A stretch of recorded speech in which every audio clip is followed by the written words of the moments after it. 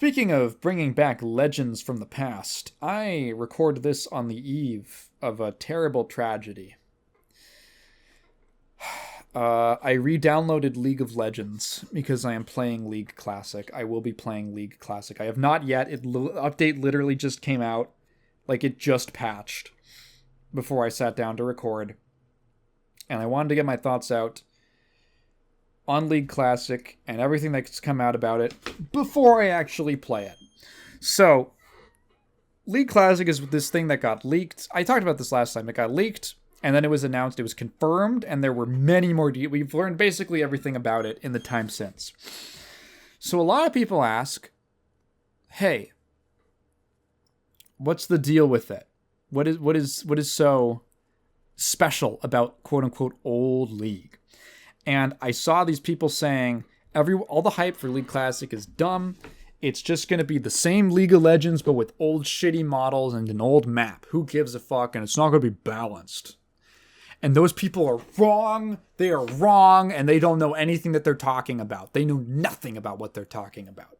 Either they didn't play the game back then, like before season, let's say 6, hard cutoff. Either they didn't play before season 6, or they did and they just don't understand the way that the game has changed over the years.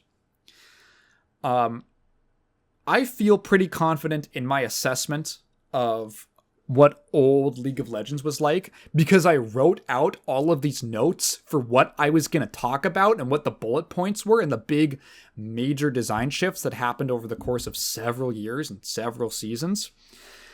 And then Freak, the lead designer on League Classic, who was like an old time, like one of the original Riot members, been at the company for forever. Like, his catchphrases are in flavor text in-game items. He's been around. He's such a core part of the game.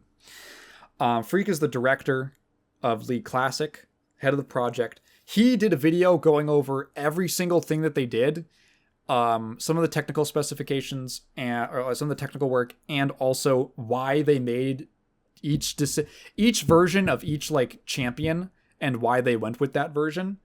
And also some overarching things about the big goals of League Classic and for what kind of a game they want it to be. And I watched that video, and everything he said about the way League has changed was literally just what I wrote down before that video came out. So I'm actually objectively right about all of this, and I will explain it to you now for perhaps the layman. So you can become a laid man by playing League of Legends. So, the biggest shift that League of Legends had over the course of its lifespan has been from, I think Freak put this in a very succinct way. Old League was a strategy game with action elements. New League, or honestly, like it's been most of the game's lifespan at this point, has shifted into an action game with some strategy elements. And at a certain point, I kind of looked around, and it was a gradual, slow change to the point that I sort of looked around and went, wait, my beautiful game has changed. What's happened to it? I used to fucking love League of Legends. I used to love League of Legends. For reference, I didn't even play like the super, super duper old original League. I started playing at the very beginning of season 4. It was right when Yasuo came out. So, but I still remember what the game was like.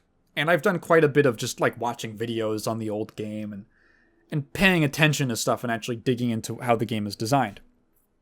So I think I'm like relatively qualified to talk about this. Also, again, Freak backed up basically everything I'm about to say.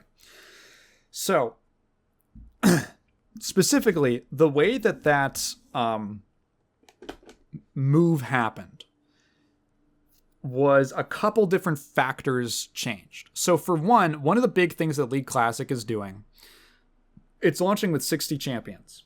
Their hard cutoff point, according to them, is Yasuo, which was exactly where I said the cutoff point should be in my head when I found out about this. Everything up to not including Yasuo, because Yasuo was the first modern League of Legends champion. And he actually exemplifies a lot of these design paradigm shifts. I keep saying shift. So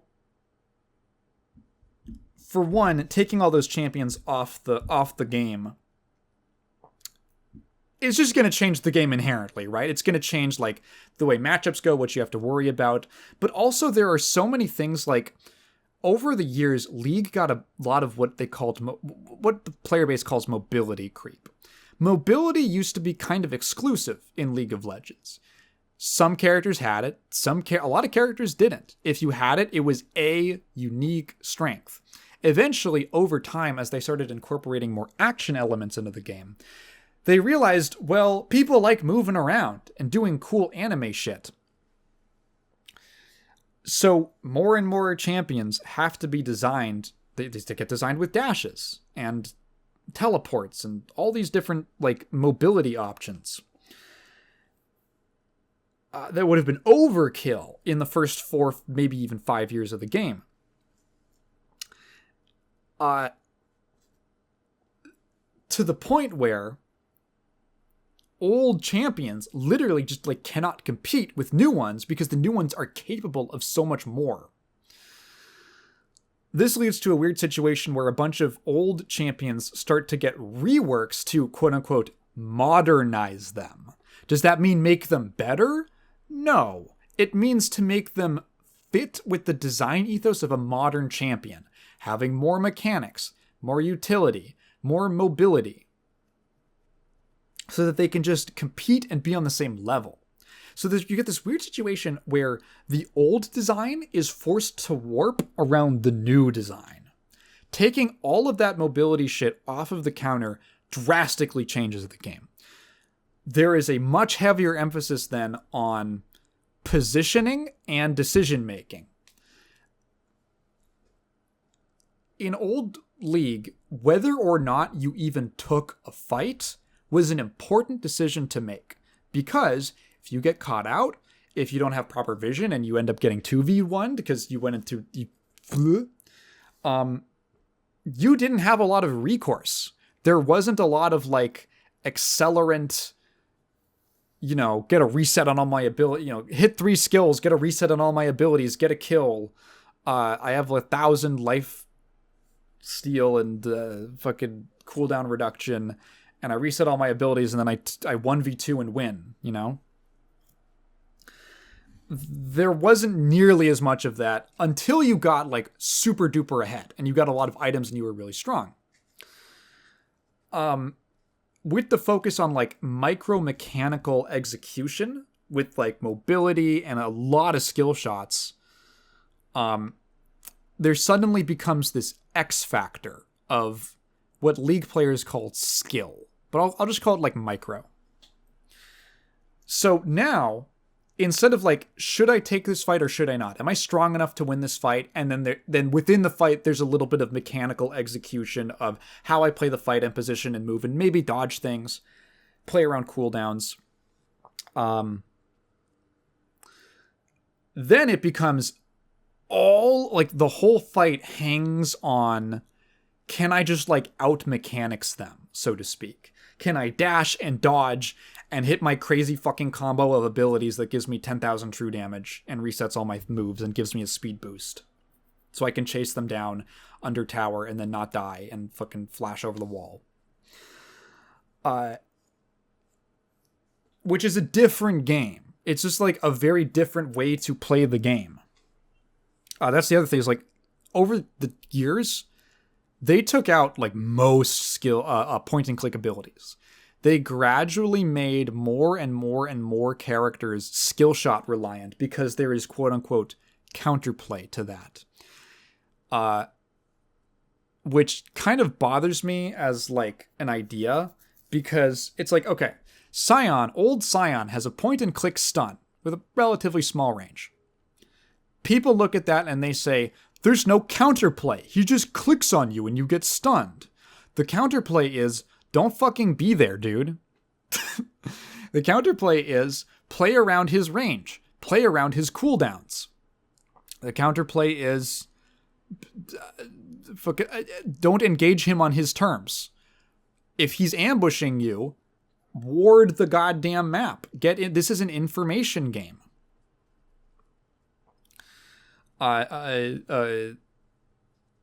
Literally invest in items to get more information so that you know, like, when he's to communicate with the fucking ping if he's gone. But there's no counterplay to it, because when he's collapsed on you, all he has to do is put, like, there are so many potential ways that you could have prevented this situation beforehand. That kind of the old ethos is, well, you just kind of deal with it. It reminds me a lot of this moment from Sajam's stream. Fighting game guy. Someone's asking him about Eno in Strive, or Guilty Gear, I guess, in general. And look, I have always been terrible. Most people are terrible at blocking Eno Mix. She is a very tricky character to block. And someone basically does this, but then what do I do? But then what do I do? But then what do I do with this? And they're like, when Eno gets in my face, I don't know what to do. How do I stop her? And Sajam's response is, the game is designed in such a way that is impossible. The game is designed in such a way that you don't. You have to take risks or get lucky, or they have to fuck up. The actual answer is, don't let her get into that situation in the first place. The answer is, play neutral in such a way that prevents her from knocking you down. And that is kind of how old League of Legends expected you to play a lot of the time. At a certain point, they just kind of shrug and say, sorry, bud, you gotta just deal with it. Just deal with getting stunned. Sion's not even that good. He's a very cheesy, gimmicky character. I love old Sion. Second thing. So first of all, champion design shifted over time, and the way that you're expected to play the game shifted over time. Second thing, the pacing of the game. I swear to God, at some point they increased the amount of like gold you get per second. I swear to God. I couldn't find that documented anywhere, but I'm pretty sure that they did. In Old League and Classic League, you only got so much gold passively per second, and like everything gave less gold. Towers gave less gold. Minions gave less gold. The shutdown system worked completely differently. This is one of the controversial things that's actually a nothing burger, which is the quote-unquote bounty system being in Classic League. There was always a bounty/shutdown system from, I think, as early as Season 2 or 3. It just wasn't presented in the menu until later in the game's life. The actual difference is the way that bounties are calculated. See, at some point, I didn't even realize this. So bounties used to be, if you killed like 3 people without dying in a single quote-unquote life, you would be worth more gold if someone killed you. They would be shutting you down. Okay, so it's like a little bit of a catch-up mechanic kind of thing. I don't think most people are that upset by that. You get a reward for taking down someone who's on a roll. At some point, they changed it so that shutdown gold would accumulate based off of like sheer gold per second. Sorry.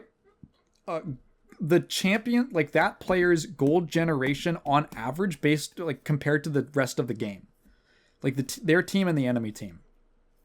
So you could like be down in kills, but have a lot of CS minion kills. And like have a bounty on your head, and then someone kills you and gets a fucking extra bonus gold for it. Which I think is a stupid system. Like, to me, I think it is not hard to kill minions. It's not hard to kill minions and farm. It's really not. It's a skill that you gotta work on. Like, last hitting is a skill. It's like a basic fundamental skill of the game. It's not that hard to get a hang of. But you do have to learn how to do it. That should be the main consistent way that you are generating gold, as opposed to kills, which are going to rely on you taking risks or making smart plays. I think that you should be rewarded with more gold. I think it makes sense to reward the player with, bigger spikes in gold from kills rather than just like going and fucking mashing your face on the keyboard and clearing out a whole wave. It's also something that you can fall back on. If your opponent kills you twice in lane, okay, well, I forget what the exact number is, but X number of minions, like 2.5 waves, I think, of minions are actually equivalent to 1 kill in the amount of gold you get. So if they are killing you more, but you have way more CS than them, you can actually be equal in gold and itemization, which is your power. Gold translates directly into power for the most part. At some point, so if you wanted to generate more, gold generation was across the board lower, but there were gold generation items if you wanted to build for that. They typically gave less of any other stat, but like gold, you get like an extra 5 gold per 10 seconds and like a little bit of health, but it's way less health than you would get from a dedicated health item. It's kind of like a hybrid thing. So you're sort of getting like half value stats, losing a little bit of power up front for the late game payoff of these gold generation items, or like, mid-late game, depending on when you buy them, so that you can, so that it can pay off. You have to work around it. Another big thing, resource management. So at some point, again, Riot realized that players didn't like having to manage resources or wait for their abilities to come off of cooldown. So again, gradually, over time, they basically just made mana costs not a thing. If you play a game of Modern League, play 100 games and tell me how many times you think to yourself, ooh, hang on, I'm out of mana. It happens all the time in Classic League. They upped a bunch of champions like inherent mana regen and attached mana regen to a bunch of items, especially mage items when they did the big mage rework.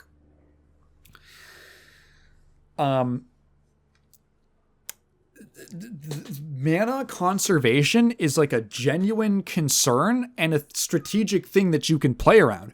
Maybe a champion like Pantheon has really oppressive abilities that do a lot of damage early game. He's got great base values, but they cost a lot of mana and he doesn't have a lot of max mana at the start of the game. So he EQs you a few times and he's out of mana. And he actually can't do anything. And if you've been playing a little more conservatively, you can actually start to poke him. And he can't do much to retaliate against you. And the whole dynamic of the lane can shift. And it's like, uh-oh, he overextended. Burned out all his resources. That also creates a playstyle on the Pantheon player where they're rewarded for taking good aggressive fights early. Because they're kind of like a one-shot boomer bust kind of laning phase. Kill this guy, be super aggro now, or you're going to be kind of shit out of luck and they're going to out attrition you. You're going to have to go back to base, walk all the way back to lane, or burn your teleport to get back. And these are like interesting decisions that distinguish Pantheon from other top lane champions, like other champions that you could pick. And it is all tied into how much mana his shit costs. That's a cool dynamic, and it's a unique part of playing the character. Not a concern anymore. Everyone's got 1 billion mana. No one ever thinks about it. Also, over time, they introduced a lot more champions who just don't use mana as a resource at all. They don't have any resource whatsoever. They're only limited by cooldowns. And then they also realized people don't like waiting for their cooldowns, so they attached cooldown reduction to like everything in the fucking game. I remember back in like 2014, if you wanted a lot of CDR, cooldown reduction, you would have to go out of your way to build for it. Same thing with mana. You would have to like build mana items that might not give you as much like power stats, basically. It's a trade-off of attrition versus power. Same thing with cooldown reduction. You would have to build specifically for cooldown reduction. You could get to max CDR in a couple items, but they were a little more limited. Your options were more limited. And then they just started like attaching like 10% CDR to like everything. Now it's called ability haste, which it like scales differently. I don't exactly. It's been explained to me in the abstract. But it's basically the same thing. And it's on everything. It's on everything. I remember hopping back into the game. I played from like 2014 to like 2016.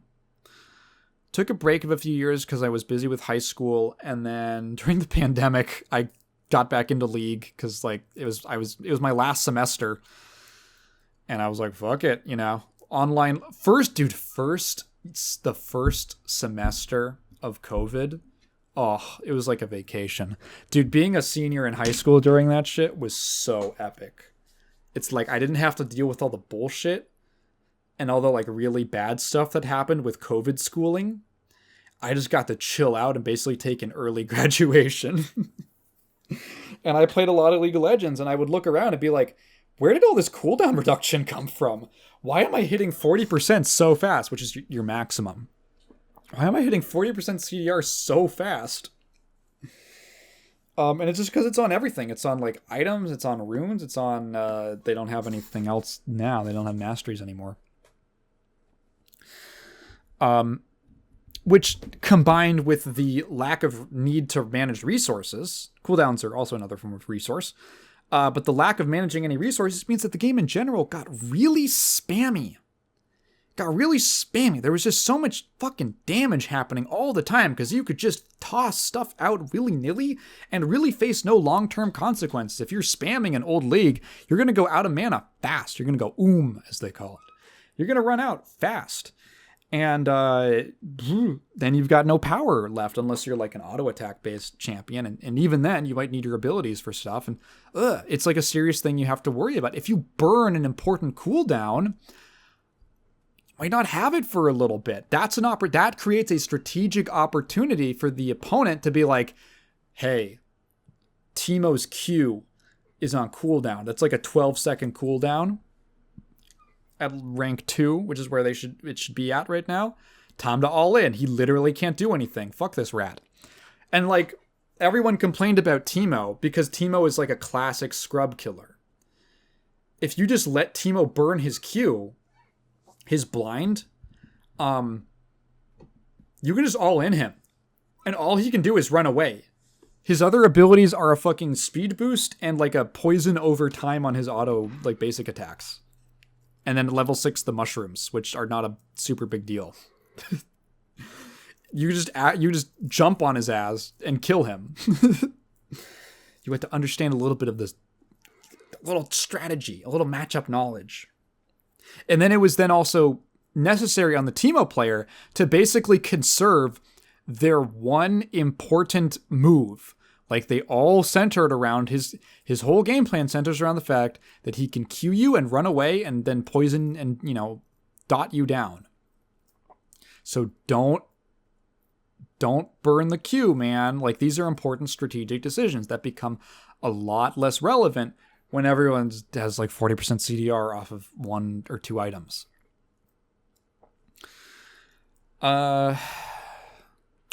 Let's see, what else? Those were the big things, I think. I can't think of anything else that wasn't in my notes. Yeah. There's also just a lot of other kind of lame stuff that I think is a little doofy. Like turret plating. I thought that was a little silly. I took a crash course on like what League of Legends looks like nowadays, and it's like, okay, so Riot made some balance decisions that made it so people got really into taking mages bot lane because there's no consequence for just spamming abilities. People were taking mages bot lane and then like sending AD carries and supports top because Riot was like, we want to make top lane have more map-wide relevance, so we're going to add little, like, void grub things. I don't know exactly what they do, but I remember when they added the Rift Herald, and that guy was, like, their first attempt at giving top lane something to do that was, like, dragon, and give a reason for the jungler to hang out top side more. And I guess the Void Grubs were a little too effective because then suddenly people start playing 80 carries and supports in the top lane, and Riot is like, oh, no, no, no, no. Actually, we don't want you to do that. So, if there are two people in front of the turret, so on the top lane turret, the top lane outer turret, if there are two enemies that are near the turret and it's before 15 minutes, the turret gets like double armor and magic resist. And it's like, wow, game design. This is something Freak directly called out in his big, long explanation video about Classic as quote-unquote designery things, where the hand of God is coming down and saying, no, you can't play the game like that. So as for how League Classic actually works, I was watching a ton of footage from the PBE, the beta server, the testing server that they've got. And the game plays totally differently. And it's funny because to be honest, a lot of champions have really good designs. A lot of champions that they designed years and years and years ago, like 10, 15 years ago, have gameplay kits that really hold up and are still fun and cool and don't really need a lot of changes. Have never needed a lot of changes.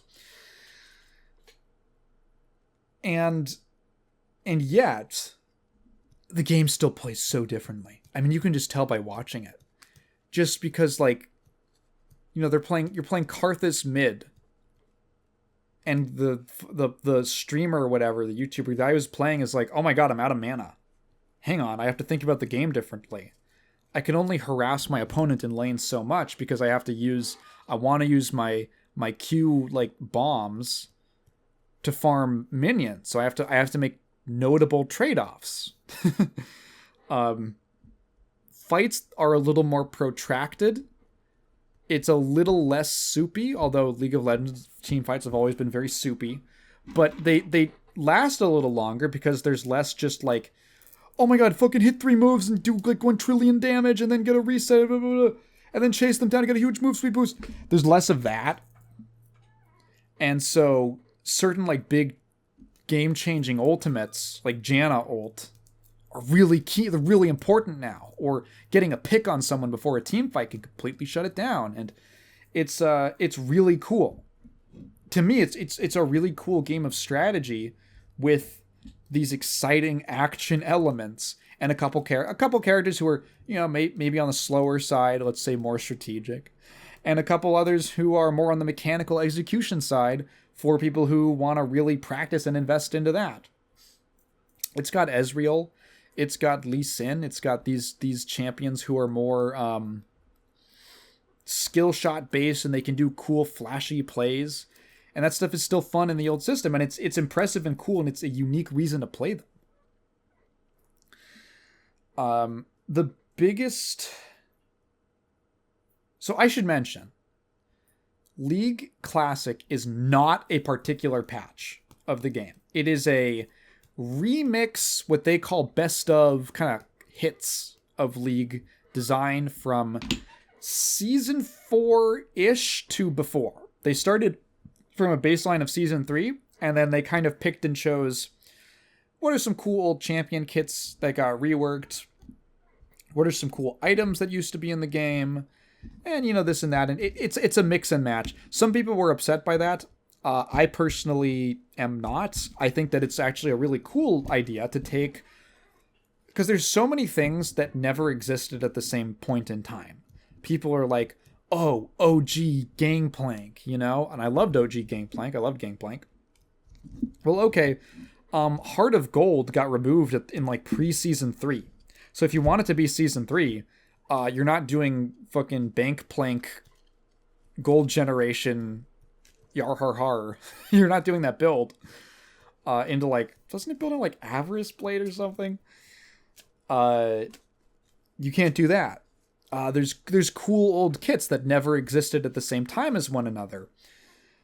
There's a version of Twisted Fate that literally only existed in the beta version of the game. He got a little bit of a rework when the game hit 1.0, and that's the version that's basically been on live for 15 years. But now you can play that old crazy version of TF where he has a global teleport on his E on like a 90-second cooldown. What a cool idea. And it's actually not quite as busted as I think a lot of people would assume. It just changes the way that the character is played. It opens up new playstyles for him, which is a super cool thing to see. TF is he's always been like just a mid lane carry, and he's always been a cool character, but he's also always been a carry. And suddenly it's like, oh, people are playing him as a roaming support because he has a really good stun with the gold card. And he has this global teleport, and you can help down bot lane and then have a completely untelegraphed teleport to mid lane or something and like gank mid lane and like do cool stuff like that. And wow, that's a totally new playstyle for the character. Stun bot teleporting roaming TF support. Like that's such a cool new thing that was never possible before. Tons of like cool old item builds are possible again. I was a big League like theory crafter back in the day. I would play a bunch of off meta stuff because I always hated playing ranked because ranked League sucks. And so because I played so much of the game and I didn't have a ranked grind to focus on, and I honestly found a lot of the ranked grind very boring because I had to play like Annie or something, I ended up just experimenting with tons of... I'd be like, Twitch has like a 30% AP ratio on his E. Let's play AP Twitch top lane. It was probably more than 30. It was probably like 60. Which is, again, not the highest, but let's try it out. And then it would not work out. But sometimes it would. I discovered top lane lethality Nocturne like 6 months before that shit became meta. Because I was like, why don't I play Nocturne in a role other than jungle? Why don't I play him top? And then I found out, wow, he's actually like a really, really good duelist. He has an incredible level 2 dueling potential, and he beats like almost everyone in lane. And they never expect it because no one's played against Nocturne top lane before as a solo laner. And then I was messing around with item builds. I think I started with like a crit build, and then I was like, hey, there's these new lethality items that are like flat armor penetration. I have such a strong early game. Why don't I buy some of those new lethality items and like do that even better? Like, and yeah, it was crazy. It was super strong, and he scaled really hard into the mid and late game. And then like 6 months later, that became like a actual meta thing. And I was like, oh, okay. See, I'm right. As usual. I was playing Mundo before he was cool. I love Mundo. I'm so fucking psyched to play Mundo as soon as I get off recording this podcast. The biggest issue that I think most people have had with League Classic is the cosmetics. They had this bizarre approach when it first dropped on the PBE, where a lot of these champions have had model updates and complete visual reworks. And for some reason, despite the fact that they brought back all the old models, the default when it first dropped was like the new models, but like jerry-rigged to like fit the old kits. So like Scion, for instance, zombie guy, big hulking zombie juggernaut guy with an axe. The old Scion had this point and click stun that looked like this little fuzzball, like magical fuzzball that would shoot out of him and hit the opponent. New Scion got turned into like this much bigger, more hulking colossus of a zombie man. And he did not have the point and click stun. They reworked him to have like a big axe chop, like an axe slam attack, and they kept his shield move from the old Scion. And they gave him a move where he like does this shout that kind of creates this like projectile shout that like pushes things back if it hits them. Kind of like a fireball looking thing, like particle. And I was like, how are they going to do old Scion kit with the new Scion model and animations and stuff? Like, he literally doesn't have some of those things. And I look at the video, like one of the first videos that dropped after it hit the PBE. and Scion has been shrunk to like half his size. And when he does his Q, it's the projectile from his shout. It's the fireball thing repurposed into being like the old Scion stun. And I was like, this is some hacked together bullshit. This is some nonsense. It looks like a mod. It looks like an impressive mod, but a mod nonetheless. It literally reminded me of like the early Marvel 3 custom characters, where like Cyclops would use Sea Viper's laser eye animation, so he would have these really sassy hips whenever he used his optic blast. It reminded me of that, and that's awesome for like a fan project. But from like the big 10-cent company Riot, it's like I expect a come on, man. I genuinely think that this was. I have no idea why they did this. They basically, well, I do know why. It was to paywall the classic quote-unquote skins, which are the old models, behind like microtransactions, and that felt like shit. And people fucking hated that. And within like 4 days, they basically reversed the decision and made the classic skin the default. Like, yes, why was that not just the thing from the start? They made it the default, which I think was a great move, but it is just terribly, terribly Riot. They bring something out, they fuck it up, they're scummy with it for no reason, and then they walk it back. And you can only play the game for so long and be in the community for so long before that basically totally erodes your trust in the company, and you're just asking, how are they going to fuck it up this time? So, of course they did. There's a couple other visual changes, such as like the turrets have really big life bars. League of Legends brings out some really interesting people. That's the nicest adjective that I can use. I saw people, I was like, oh, there's a League Classic subreddit. I wonder what people are saying.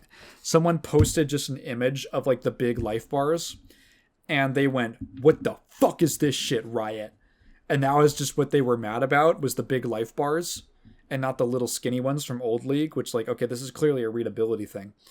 And in the comments, there were multiple people agreeing that this was a signal that Riot wanted League Classic to fail on purpose so that they could say, I told you so. Again, just some real interesting people that this game attracts. Now it's mostly just the hullabaloo is about, the controversy is on modern skins being in League Classic at all. A lot of people find it very visually jarring. I'll admit, I also found it very jarring. And also not all of the classic skins. So not all champions have classic skins because not all of them have had total like visual overhauls. Some of them, it's a little inconsistent. Like, okay, Sona, okay, so Master Yi had an old janky triangular ass model with Dorito feet and a weird walk cycle. He got like a visual overhaul at some point to make him look smoother and, you know, cooler and stuff. He has a classic skin that makes him look, that gives him that old Dorito fucking model. Sona got a model, like, I would say a touch-up at some point. Not quite as dramatic as Yi, but definitely a touch-up. Does not get a classic skin.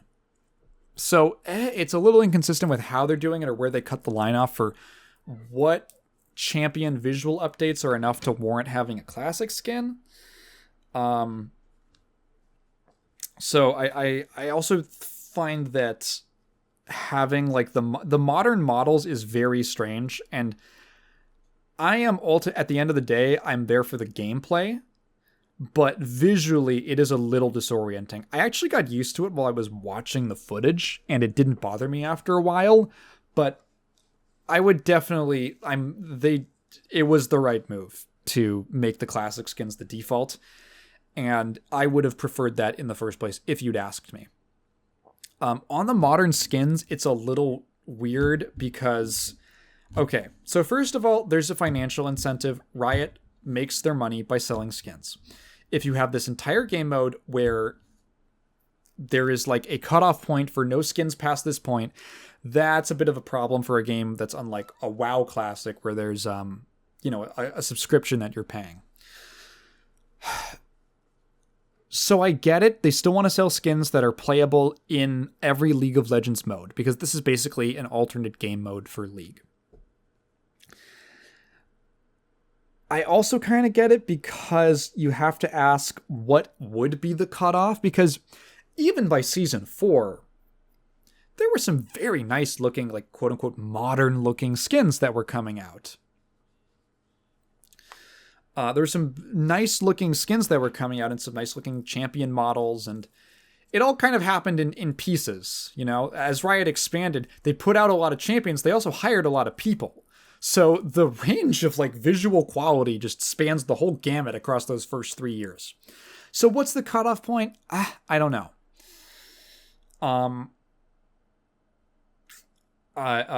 There's also like, I think that they could do like classic exclusive skins that are closer to like recolors or texture recolors / like more elaborate texture overhauls. Like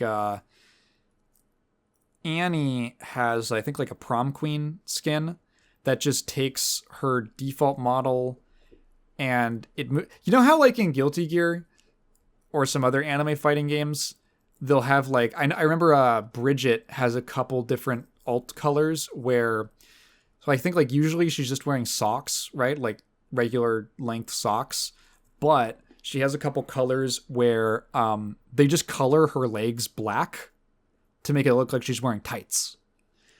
And the similar kind of, a similar kind of technique is what they did for some of the older skins, where instead of just being straight recolors, it was like a texture change that made the champion look noticeably different, have a very different aesthetic. I think that could be cool. I think having more recolors would be a good thing in the first place. That's how they're categorizing the old skins. The League term for recolors is chromas. This is already a thing that they sell. You can get like red Lucian.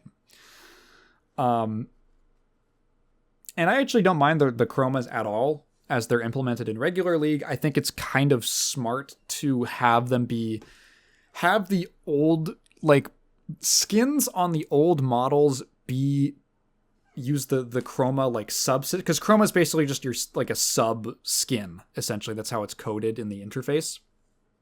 So I think that's smart to make the classic skin, the other classic skins for the classic models, just be chromas and use that system in the game. What I don't like is that they're selling skins that I bought 10 years ago back to me. Case in point, I have owned the Toxic Mundo skin since like 2016 or something. It's just Mundo, but it makes him green instead of purple. And when I bought it, that was before, Mundo got his visual overhaul and like very, very slight rework.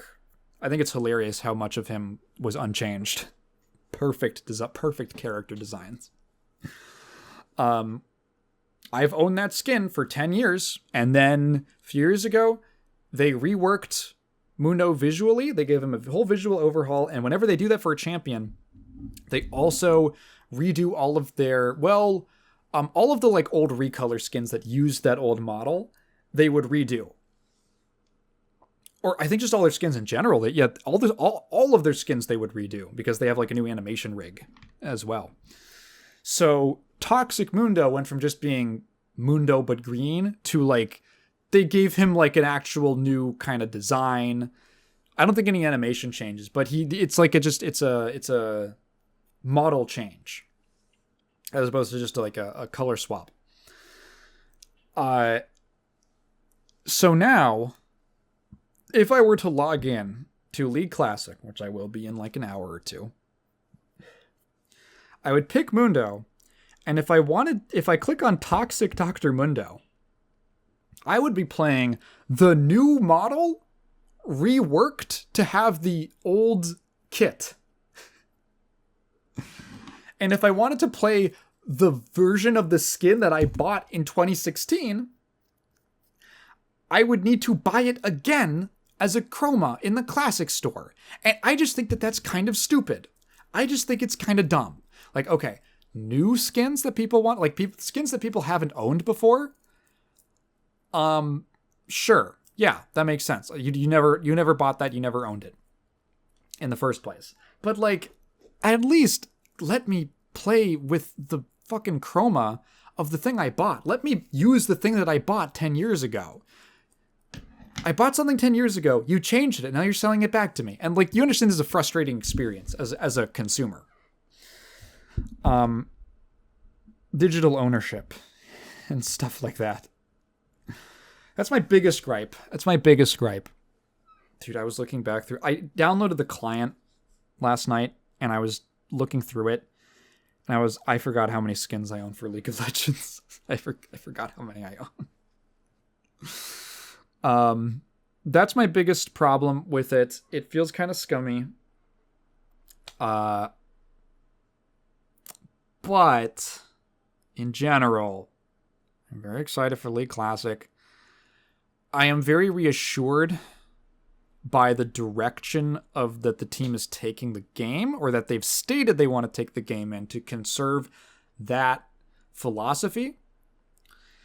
And they, like, Freak in that video, he put his foot down and he said, we will try our hardest to prevent League Classic from moving in a quote-unquote action game direction. I like that communication. Will they follow through? I have no idea. But I like the communication so far, and I like the idea. If they betray my trust again, it's a different story. Also, they are implementing a old school RuneScape style voting system. So there will be this kind of like council, and that is based off of a level of participation in the game based off of the goddamn battle pass. I find this really stupid. So it has a Marvel Rivals style battle pass, which I never liked the Rivals battle pass. I always found it very unintuitive and weird. Please just give me a progression track if you're going to do this. But no, it's one of those where you play games, you earn a like pass currency, and then there are different like tiers on the pass, and you have to spend currency on specific rewards that you get. And there are like exclusive rewards and like base level rewards, depending on if you pay for the pass or whatever. And I'm not shitting you. Some of the rewards on the battle pass are literally called voting power. And at least one of them, I don't know if they changed it, at least one of them on the PBE was fucking exclusive. It was literally buy your vote. Buy your voting power. Like, you will get more weight to your vote. Like, it's really stupid. Really, really silly. Now, we don't know exactly what we will be voting on, what the vote will be for in the future. It could be what order do you want certain champions to be released in, because they're going to be adding to the game. Again, up to Yasuo. I think there's like maybe 40 more champions that aren't in yet, including a lot of fan favorites. Oh my god, I can't wait to play old Mordekaiser again. Fuck. So it could be like order of release. I am the most curious as to whether they go down an old school RuneScape path, where that game started out as, this is a time capsule of old RuneScape. And all of the updates were basically just re-implementing things like minor things, or re-implementing things from the old game of like, where do you want us to go next? What's your biggest priorities for getting back into the game? Or maybe adding back things that were taken out. And then over time, as the dust settled and the game calcified a little bit, the voting gradually turned towards actually new content that was in the spirit of the old design. So instead of changing direction, just following that arc, for extending it out. And I think I would actually be interested in that, just because there is some cool stuff that I think you could do with, like, the first place my mind goes to is cancel champions. There are quite a few champions who had, like, character models and stuff, and, like, these are old champions and their files are still somewhere in the game, and they just never made it past testing because they didn't work out for one reason or another. And I think that those could be cool to, like, revisit. I think that would be a neat thing to revisit. And maybe see if you can get, like, the water wizard to work, or the plant king, or the fucking voodoo doctor guy. That was a bit of a weird design. Skins based on, like, really, like, old beta versions of champions. Like, for instance, Dr. Mundo had a super weird, much more doctor-y design. He had, like, weird dinosaur feet, but, like, he was a doctor, and he had, like, big scissors. That has a whole model that never made it out of the beta version of the game. And, like, way, way back, 2009. 2009, maybe, like, early 2010. I think that would be a sick classic exclusive skin and things like that. New things like recolors, or new texture updates, things like more like texture overhaul type skins, like I was saying. That's the kind of new content that I think would be cool. But for the most part, it's like, if you don't fix it if it's not broken, kind of thing, which is a problem that I've had with League of Legends, that it is seen as this by the devs as this perpetually broken game that needs constant fixing and constant change for change's sake, which is a literally stated goal. They change for quote-unquote variety all the time. And that, I think, has led to this sort of design drift over the years that I'm not a fan of.